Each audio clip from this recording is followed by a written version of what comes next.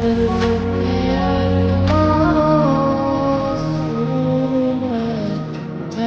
Morning. বেলা কয়টা বাজে? কম করে হলো সবাই মিলে 50টা কল করেছি।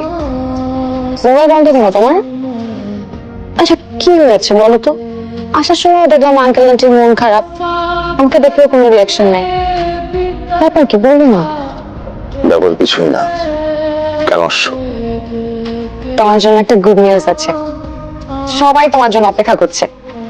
কি গুড নিউজ? এখানে বলবো, সবার সামনে বলি?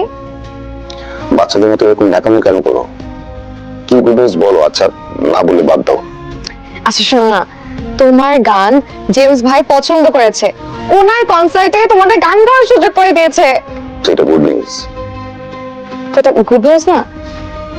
জেমস ভাইয়ের আমার গান পছন্দ হবে, এটাই তো স্বাভাবিক। তোমাদের কনফিডেন্স নাকি অহংকার? যেমন মনে করবে তাই। তোমার ভাবসাব দেখে তো মনে হচ্ছে তুমি স্টার হয়ে গেছে। কি আজব, অফকোর্স আমি স্টার। শোনো, যেই মানুষ এত বছর জেমস ভাইয়ের পেছনে ঘুরে তার সাথে একবার দেখা করতে পারেনি, তার মুখে না এইসব কথা মানায় না। উপরে উঠেছে ভালো কথা, পা যেন মাটিতেই থাকে। আরে ব্যাঙের মতো লাভ আসতে বেটা। আসলে ওই থেকে জানোস, এই অর্থ না থাকলে তোদের কোনো বেল থাকতো না। আমি তো যা তার কাছে যা। আরে, মা মা আপনি মতো বেটা একটু শরীর বানাইছো আর মা মা মা মা। এই তোর কি মাথা খারাপ হয়ে গেছে? এরকম নিয়ম করছিস কেন? তোর চোখ ঠিক আছে? তুই দেখতেছিস না সারাদিন গরুর মতো খায় আর হাতের মতো শরীর বানাইছে, আর ভুল কিছু বলছি? এই সাধু চা দে।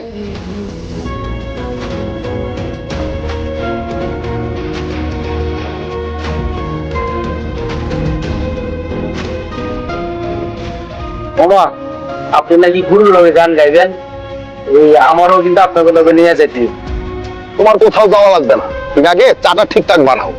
ছাগল, এই চা খাই আমরা এই পর্যন্ত আসছি। তা তো ঠিকই ছিল।